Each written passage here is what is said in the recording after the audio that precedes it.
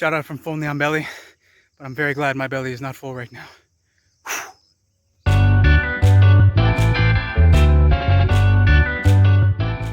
What's up guys, I'm Stefan from Phonely on Belly. Today we're being joined by my buddy Ramen.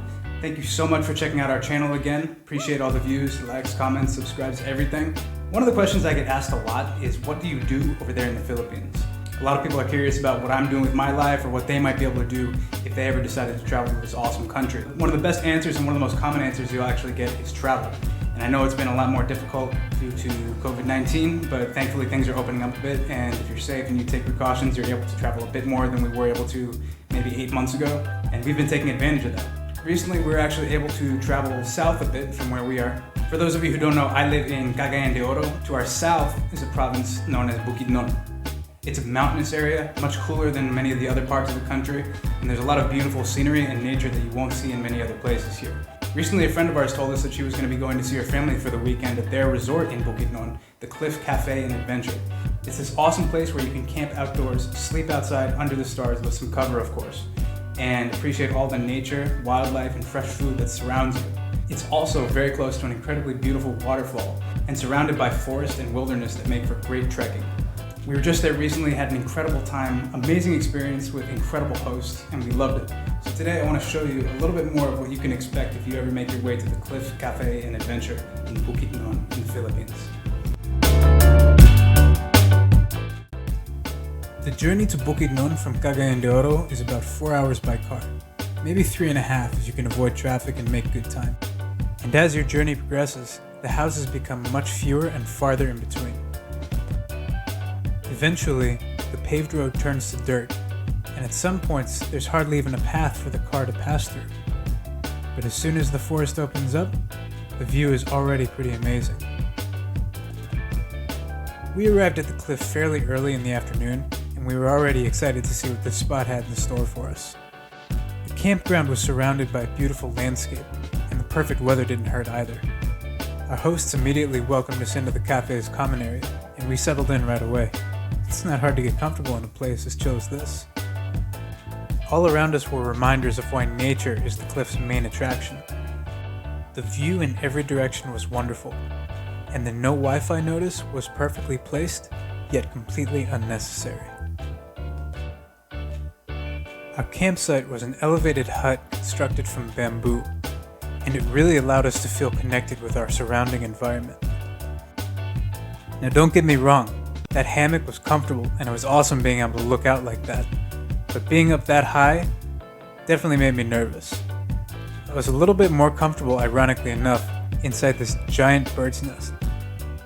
And you might ask me why that giant bird's nest is there, and in response I'll ask you, why wouldn't it be? Anyway, after hanging around for a bit, it was time to start the trek for the first day. The plan was to head down to see a beautiful waterfall. Rather than verbal directions or a map, we were provided with an actual guide for our trip. And after just a few minutes, we found out exactly why. This trek is no joke. There's no straight or clear path, so to call this a scenic route is definitely an understatement. Throw in some gravity, and you've got a fun trek ahead of you. Thankfully, we had come looking for a very authentic, luxury-free Bukidnon experience, and that's exactly what we got. The dogs already had the route memorized, so we had extra guides as long as we could keep up. Most of the trek is so vertical that they've actually put in ropes that you can hang on to while you're making your way down. I preferred to grab onto rocks or trees instead whenever possible, because it was better on my hands and it felt a bit more liberating. It was fun being able to slide in certain areas. For the most part, this was good for my balance, but I can't say that the trip was completely slip-free. Careful. Teacher, careful.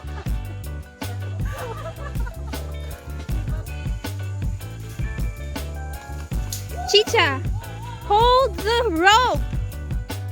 Thankfully, there were no real accidents, and we all made it to the waterfall injury-free. It was a pretty cool experience climbing up it with the water running down straight at us. Looking up into the sky just beyond the top of the falls felt like something out of a movie. And combined with the pouring rain that had just started, the sound of the rushing water was also spectacular.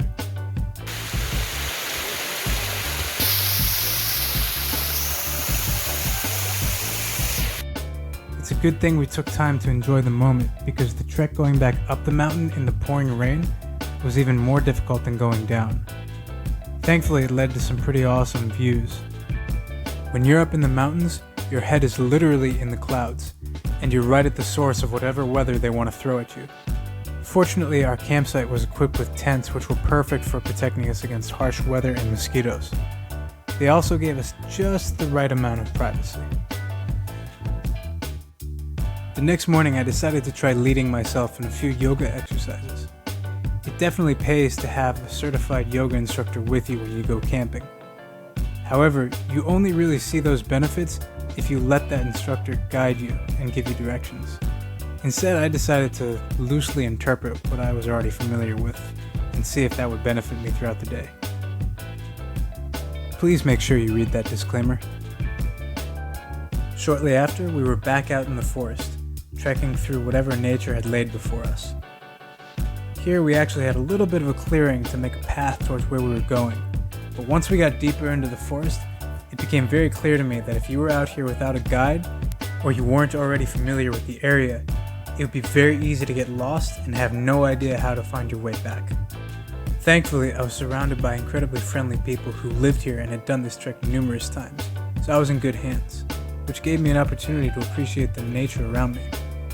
Let's take a second so I can point out to you some of my favorite aspects of the wildlife that I saw.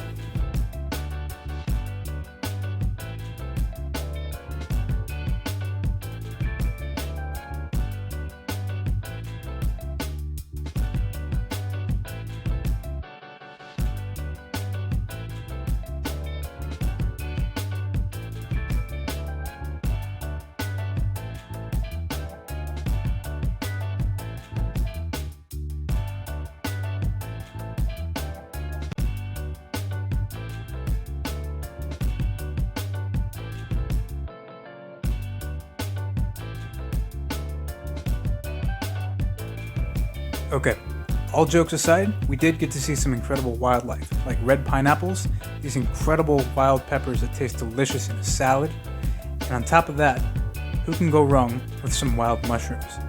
Except these are not the kind that I recommend you try eating. We also passed by some cattle during the trek, and they seemed about as happy to see us as you would expect. Just like the day before, I had the good fortune of several very friendly guides, including a few dogs who were happy to show me how much better at climbing they were than I am. What I didn't know was how many different places this trek was going to take us, like some of the deepest and most interesting caves that I'd ever seen in my life. I was eager to get down and explore, and thankfully we all had lights, which made the expedition much easier. I'll be the first one to admit that small spaces like this might normally make me at least a bit nervous, but my curiosity, combined with the fact that the people I was with had done this climb numerous times before, made it an easy decision to go deeper and explore the caves. And I'm definitely glad that I did. I got to see some of the most fascinating cave formations that I had ever seen. These stalactites and stalagmites were centuries old at least, and my guides moved excitedly through the cave searching for the ones that contained a hidden treasure, which they were more than thrilled to show me when they found it. Crystals. Giant, shiny crystals. And as if that wasn't enough, there was another giant surprise waiting for us a little bit deeper in the caves. Yep, a giant arachnid. And as crazy as this was, my reaction to it was nothing compared to when I felt bats zooming right past my ears. Whoa! Whoa, leave me alone! Apart from knowing that these flighty little guys didn't even need to be able to see me in order to take a shot at me in case I got too annoying for their liking, my awareness of where a certain global pandemic came from made this the most nerve-wracking part of exploring the caves of Bukidnon. Guys, I don't know the name of this cave, so if I don't make it back, save yourself the trouble, don't go looking. Of course, then it occurred to me that facing this exact fear is what made Batman the badass that he is. So naturally I pressed forward, and I really enjoyed the entire cave exploration part of our trek. I even got to leave behind a record of my journey. And yes, my penmanship when using a rock to write on the wall of a cave is just as good as when I'm using a pen and a piece of paper. Go ahead, judge me. Once we made it back out to the light, the vertical part of our journey began.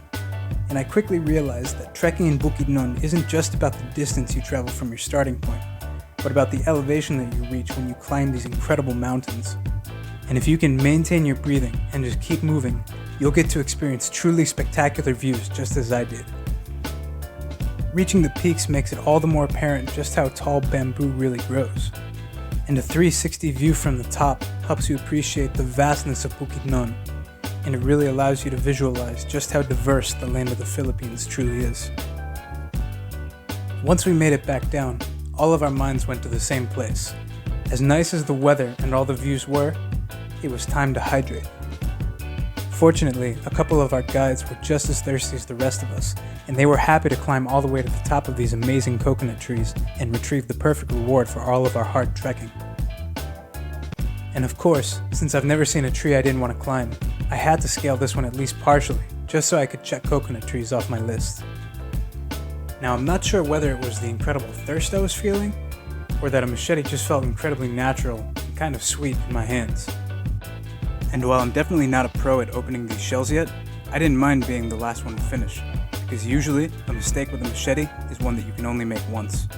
And the wait was more than worth it, because the flavor inside that coconut was one of the most incredibly delicious and satisfying things I've ever tasted. I've enjoyed fresh coconut water countless times, but the level of pure refreshment and sweetness that I tasted that day was truly remarkable and something that I'll absolutely never forget. Thankfully, when we returned to the campsite, I got to enjoy the same weather that had greeted us the day before when we first arrived. And after a miles-long hike that had taken me over mountains and deep into caves, that precariously perched hammock was really starting to look appealing. Hard to beat spending your weekend like that, right? We all had an amazing time.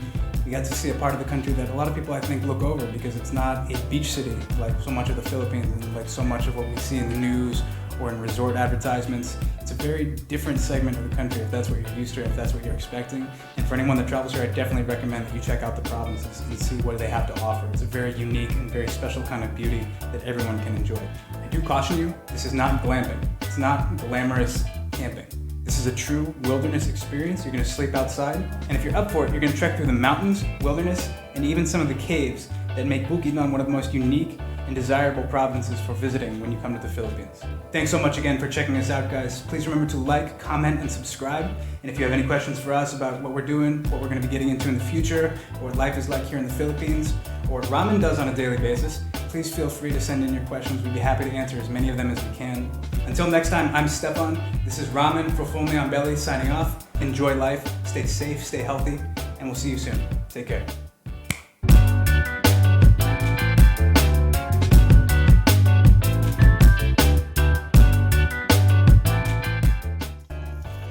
I'm gonna throw away a bad pun. They told me we were coming mountain climbing. They weren't kidding. Climbing the mountains in Bukidnon is fun, but you have to be careful, so always amping when camping. Remember guys, Bukidnon requires caution. This is no place for monkey business.